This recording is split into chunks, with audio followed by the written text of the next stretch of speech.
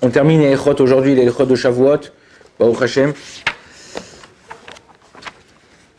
On a dit que le matin, il faut faire attention de faire sa prière d'une façon éveillée.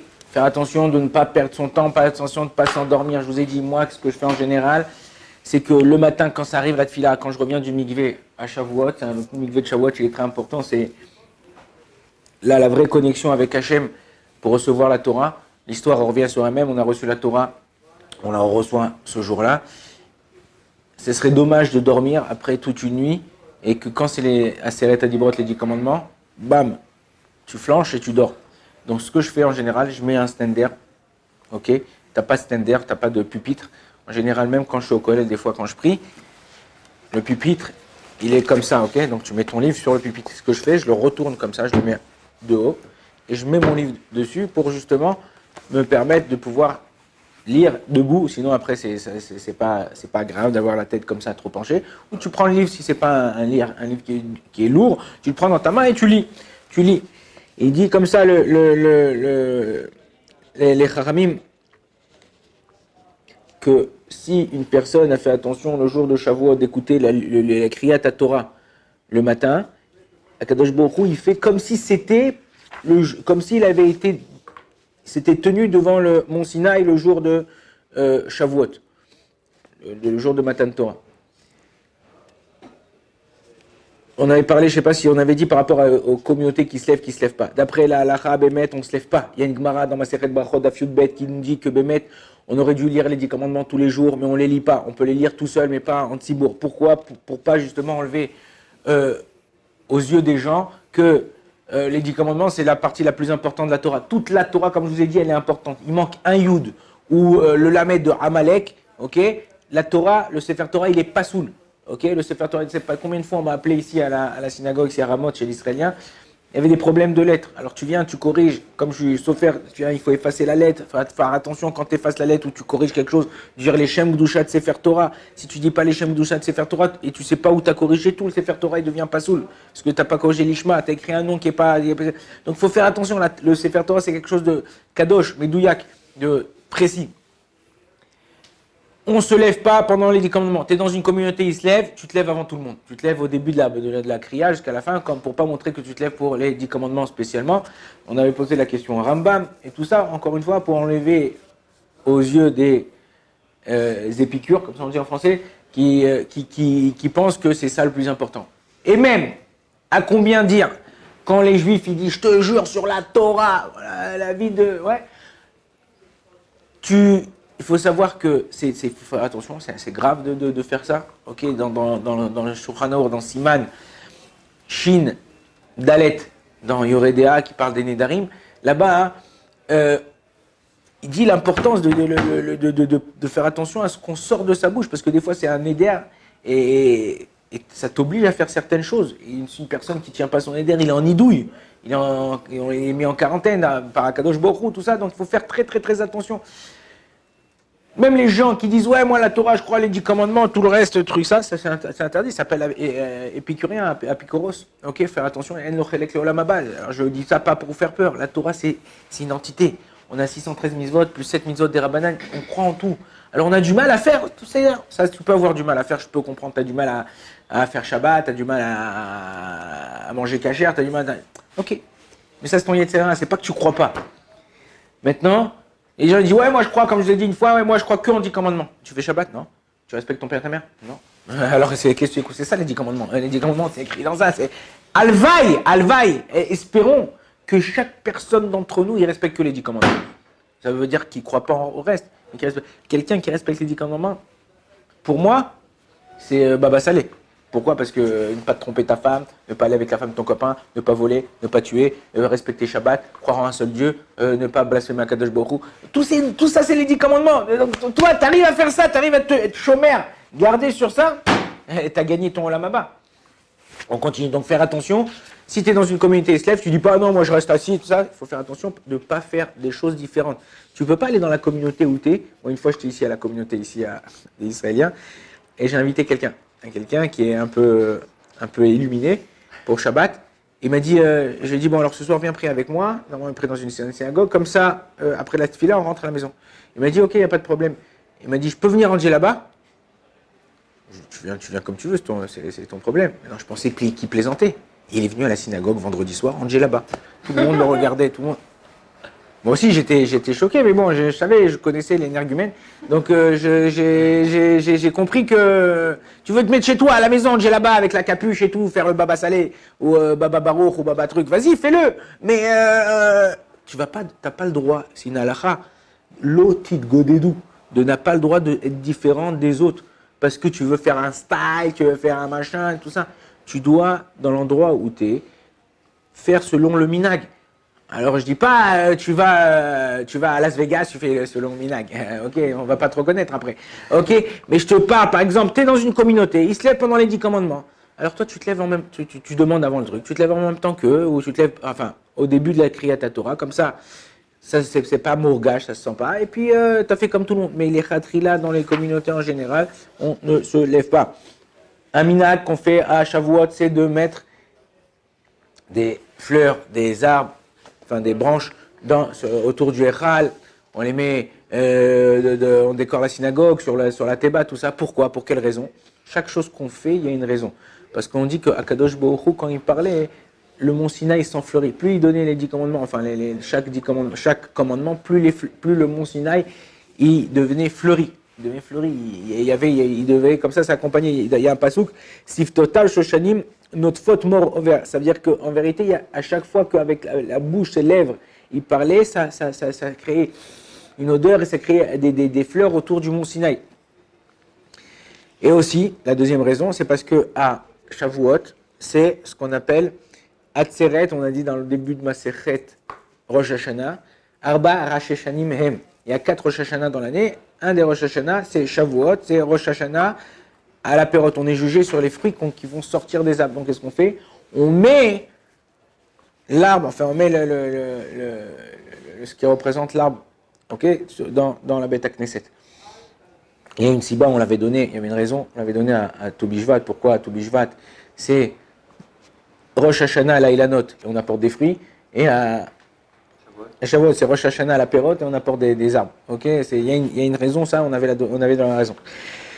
On continue. On a le minag de manger ma'achale chalav, on a de manger des laitages à Shavuot. Alors maintenant, il y en a, les Algérois ou les Ashkénazes, ils vont dire, moi je fais un repas chalavi.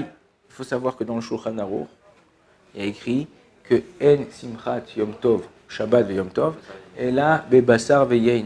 La vraie Simchat de Yom Tov, c'est avec de la viande rouge et du vin rouge. Ok? Pourquoi?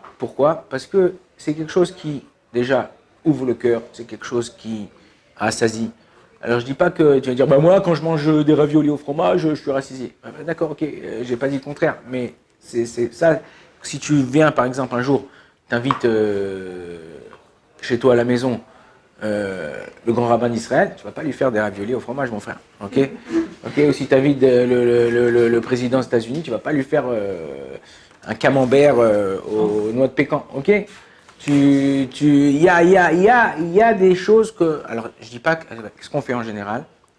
Ce qu'il vient de faire, nous, le vendredi, le soir, pardon, pas le vendredi soir, mais le soir, on mange viande et du vin, enfin, on boit un peu de vin. Celui qui supporte pas la viande, il a du mal à digérer, il peut prendre du poulet. Mais non, tu as un kiff! Et pour toi, c'est lourd de manger de la viande, tout ça. Alors, tu peux manger, il y en a qui permettent, tu peux manger, il faut faire motzi, on va manger motzi. Ok, et tu peux boire, enfin faire kidouche et manger du laitage. Mais les khatrila, voilà, de la viande.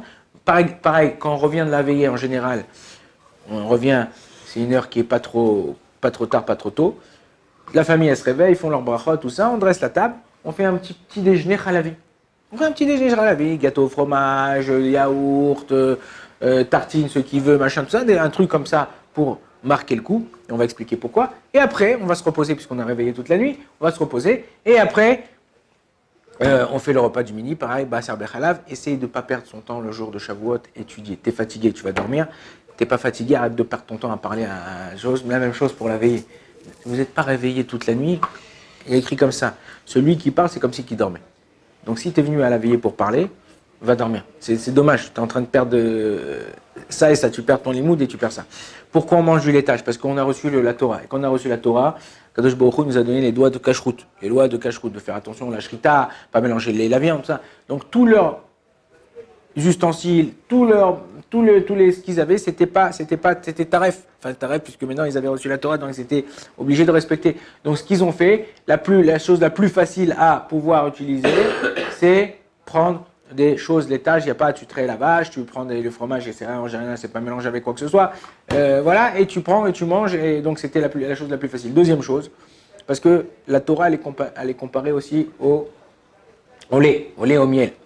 Chalav et dvash tachat leshoner. Ok, c'est comme du lait et du miel sous ta langue. Ok, alors il y a un lien comme ça de faire attention. C'est bien, c'est le minag. Le minag, c'est à double tranchant. C'est comme si tu dis, c'est l'épée Damoclès. Ouais. Le minag, il faut faire très attention. Il y a des minag, des minagim qu'il faut garder. Il y a des minagim qu'il faut enlever. Et comment je peux savoir? Toutes les minagim qui sont basées sur la halacha, comme ce minag de manger du lait, alors il faut le garder, c'est quelque chose de bien. Mais si c'est un minag, rasvé shalom, lo alenu par exemple, c'est quelque chose qui me monte à la tête, c'est pas, qui me vient à la tête, pardon, qui me vient à la tête là, c'est que lo alenu, lo alechem, faire attention, c'est la limite de sorcellerie. Il y a des femmes qui n'ont pas d'enfants ou certaines choses, que quand ils vont une brit mila, le prépuce qu'on a coupé au petit, ils prennent, ils l'avalent. C'est dégoûtant. Bal techaketsu, c'est interdit d'après la halakha de manger. Même, il faut savoir que quelqu'un qui ronge chez eux, quelqu'un qui mange chez Pau, là, il y a des poskim qui disent que c'est un issour de Horaïta, et un qui disent que c'est un issour des Rabbanan. Tu enlèves une peau, tu la jettes. Tu enlèves un nom, tu le jettes. Il faut faire attention, pas jeter par terre. S'il y a des femmes qui passent enceintes, ça peut être une sakana pour elle, ça peut être un danger pour elle. Mais ça, il faut faire attention. Ça, c'est un minag qui est mauvais. C'est pas dans la halakha, ces trucs. Et les chachamim, ils en parlent, ils disent que c'est interdit de faire ça. Ok, on n'est pas des cannibales. Ok, ça c'est un. Et mina, quand tu inverses les lettres, ça fait gainam. Donc il faut faire attention. C'est pour ça que je vous dis, il y a des minags qui sont bons, et il y a des minags qui sont pas bons. Il faut les abolir, il faut les enlever, parce que ça c'est quelque chose de très très très très grave et de ne pas faire. Ok, donc on a parlé de qui est important de se réjouir, important de réjouir sa femme et ses enfants. Tu sais que ton fils, il a un certain âge, il aime les bonbons, il aime les chocolats, il aime certaines friandises. Achète-lui pour la fête, fais-le kiffer. Ok, ta femme, elle aime avoir un petit bijou, elle aime avoir une nouvelle robe, elle aime avoir quelque chose. Eh bien, fais-la kiffer, achète-lui. Toute ta bracha, elle vient, la bracha, un homme, elle vient de comment un homme, il réjouit sa maison. Tu veux savoir, hier, il y a quelqu'un qui a lu un Erizal, hier à la synagogue, Rabbi Chaim Vital, l'élève de Harizal, il dit, tu veux savoir si tu es bien avec Akadosh Baruch Hu, regarde si tu es clean avec ta femme. Comment ta femme, elle se comporte avec toi, c'est comment Akadosh Baruch Hu, il te regarde. Parce que la femme, c'est le miroir de la shrina. Si ta femme a dit, ouais, sache que Akadosh Baruch Hu, il te cherche. Et si ta femme, merci mon mari, elle est contente avec toi, elle te respecte, elle t'aime, ça, c'est en vérité un miroir. Comment nous on se comporte avec elle, comment nous on fait, elle se comporte avec nous. Alors, elle va dire, ouais, mais il y a des femmes qui sont méchantes, il y a des femmes qui trucs. Sois gentil, toi, tu verras que les choses, elles s'arrangeront.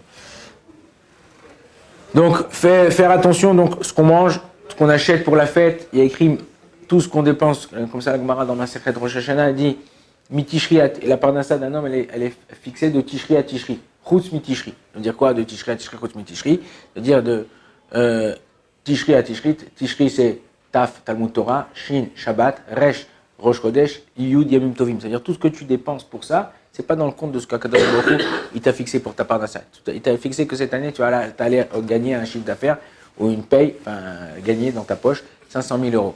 Ok? Maintenant, si toi tu vas dépenser, tu vas acheter de la damrout, l'irvod achag, l'irvod Shabbat. Tu vas acheter un beau pastèque, l'irvod achag. Tu vas acheter une belle robe ou un bijou à ta femme, l'irvod achag, l'irvod Shabbat. Ouais, ça c'est pas dans les 500 000 euros. Ça c'est un bonus. C'est un bonus qui te rajoutera après. Mais si toi tu dis, oh non, tu la grognes encore, mais t'as acheté encore des trucs, je comprends pas. Grogne. Lui aussi va grogner avec toi, il va dire, c'est plus 500 000, c'est 450. Tu grognes encore, c'est plus 450, c'est 400. C'est plus 400, c'est 400. C'est-à-dire que nous, selon comment nous on se comporte avec les autres, et surtout les gens qui sont dépendants de nous, okay, c'est nos enfants, tout ça, et Kadosh Baruch Hu, il se comporte avec nous, puisque nous on est dépendants de lui. Mida keneged mida. Faire attention, Yom Tov, tu peux être joyeux, tu peux être machin, tout ça, on ne danse pas. Yom Tov et Shabbat, on ne danse pas. Je vois des fois dans les shivot Shabbat, ou je vois des fois dans des endroits, Simcha de Khatan et Kala, ça.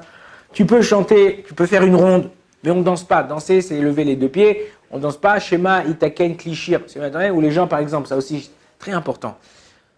Il n'y a pas longtemps, j'étais dans un endroit, il y avait des Talmidei Chachamim. Il y avait des gens qui étudiaient la Torah. On a passé un Shabbat. Et il y avait certaines personnes. Mais tu n'as pas le droit de faire ça, de faire un rite Shabbat, ou taper des mains. Ok? Tu n'as pas le droit Shabbat. C'est un sima dans Shulchan Aruch, dans le Shabbat. Un sima, et il y a qu'un klishir. Donc il faut faire attention. Nous, comment on fait? Tu veux taper des mains? Fais un chinouille pour te rappeler que c'est Shabbat. Tu veux danser? Tu danses, mais sans lever les deux pieds, tu fais une ronde, tu chantes, une vécoute bachem, tout ça et tout. Faire attention, c'est des halachot. Et que, comme ça, on peut transgresser Shabbat et on peut enfreindre les lois de Shabbat. Comme je vous ai dit, faire attention à Shavuot d'étudier la Torah. T'as pas la tête, t'es fatigué, t'arrives pas parce que de la Gemara, c'est vrai qu'il faut être concentré, tout ça, parce que t'as pas dormi de la nuit. Le Shavuot, c'est le jour où David Améler, il est né, et le jour où David Améler, il est décédé. C'est bien de terminer Teilim, celui qui peut. Tu peux pas terminer les Teilim, sois fif. Ok, vous êtes 10 à la yeshiva, donne 15 Teilim par personne. Hop, en une demi-heure, tu as terminé tout le Teilim. Et à la fin, tu dis, voilà, par le mérite de ça, par le truc de ça, machin, avec le zivouk pour elle, le machin, tout. On peut, si c'est spirituel, c'est pour Avodat Hashem, comme ça dit Rabbi Nachman, c'est Avodat Hashem, ce truc. On peut demander, ok, de lire la Megillat Ruth. Pourquoi on lit la Megillat Ruth à l'Ashkenazim, ils lisent avec Bracha, ils font une Haftara, tout ça. Pourquoi on lit la Megillat Ruth? Megillat Ruth, ça vient nous enseigner que la tchouva, elle est toujours possible. Et que peu importe où tu es, peu importe qui tu es, peu importe d'où tu viens, il y a toujours un retour, il y a toujours une façon de se rapprocher d'Akadosh Baruch Hu. Et si tu te rapproches vraiment d'une façon sincère, Akadosh Baruch Hu, pas seulement qu'il accepte ta tchouva, mais regardez, Ruth c'était une Moabia. Normalement, il y a une halakha dans Shulchan Aruch, dans Even Ezer. Dans le début de Even Ezer, là-bas, Gabi Yochassin, Siman Bet, Gimel, là-bas, par rapport avec qui on a le droit de se marier, pas se marier. Là-bas, il dit qu'on n'a pas le droit de se marier avec une Moabia. Aujourd'hui, il n'y a plus parce que Nebuchadnezzar, il a changé, il a été mébalbel le monde, il a mélangé le monde. Mais on n'a pas le droit de se marier avec les Moabim, okay, ceux qui viennent de Moab. Et là-bas, le David Améler, là-bas, ils ont fait Moabi velo Moabite. C'est-à-dire qu'on parle d'un homme et pas avec une femme. Et là, Ruth, elle vient des Moabim. Ok, et elle a réussi, elle s'est convertie, elle a tout abandonné. Le livre de Rav Vadia que sa femme elle avait écrit, je crois, ou qu'ils avaient écrit sur lui, Où tu iras, j'irai, ça vient de Ruth, Où tu iras, j'irai. C'est le pasouk d'un truc qu'elle a dit à sa belle-mère. Où tu iras, j'irai, je ferai, parce que moi je me suis attaché à Kadosh Baruch Hu, je suis attaché à Torah. Et elle a eu le mérite que d'elle, il est sorti David Améler. De qui est sorti? De David Améler, Mashiach ben David, ça sort de Ruth. Ça veut dire, et là, comme on est à Shavuot, et c'est la naissance et la mort de David, on lit aussi la Megillat Ruth. Ok? Sans bracha, bien sûr, on ne fait pas la bracha, nous. Et on essaye de faire le maximum pour pouvoir justement étudier la Torah. On a du temps, et on a dit que c'est toute la Torah qu'on va étudier. Ça nous donne du bonus pour toute la Torah de l'année. Comme un Kadosh Baruch Hu, il va nous donner Bezrat Hashem de Torah. Celui qui offre un Sefer Torah le jour de Shavuot, c'est Akadosh Baruch Hu, il dit c'est comme s'il avait offert un sacrifice le jour de Shavuot au Beth Amikdash. C'est-à-dire, c'est bien d'écrire un Sefer Torah.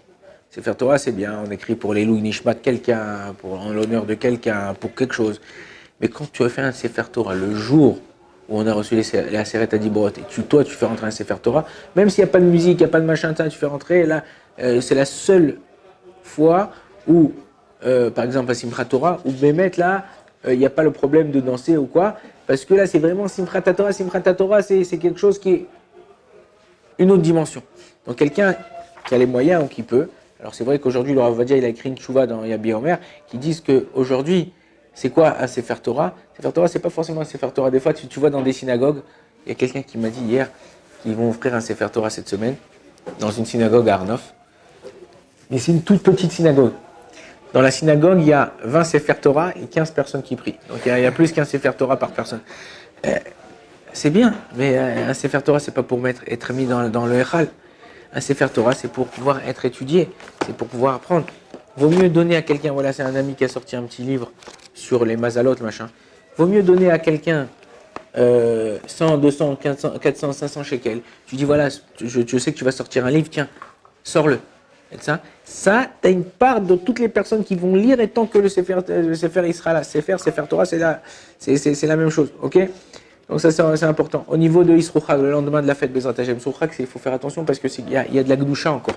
On a une influence, Kadosh Baruch Hu, il nous raccompagne un peu après la fête. On a une influence au niveau de la fête, il nous accompagne. On a une certaine Gdusha, une certaine Ahava, un certain Chibour avec Kadosh Baruch Hu. Et c'est important le jour de Isrouchag, le lendemain de la fête, de manger aussi des bonnes choses. Aussi de s'habiller pas comme tous les jours, d'essayer de mettre un truc un peu plus classe et de manger, faire un bon repas. Faire un bon repas et de bien manger le jour du soir. On ne jeûne pas. S'il y a quelqu'un qui décède, on ne fait pas de spédim. Il faut faire attention. Je ne sais pas si vous avez remarqué, mais depuis quelques jours, on ne fait pas de tachanoun. Enfin, pourquoi? Parce qu'en général, c'est les jours de préparation à Matan Torah, donc c'est le jour d'après. Et après, c'était comme le jour de Shavuot, on apporte un korban. Celui qui n'a pas apporté le korban, il a encore 7 jours, 6 jours pour pouvoir apporter le korban. Donc même après Shavuot, jusqu'au 12 du mois, ok, inclus, on ne fait pas de tachanoun au mois de Sivan. Mais demain on verra, on essaiera de voir la prod de Hérouv et Tafshilin, comme cette année, Baruch Hashem, ça tombe veille de Shabbat, et de terminer avec quelques halachot sur la fête. Baruch Adonai l'olam, amen, amen.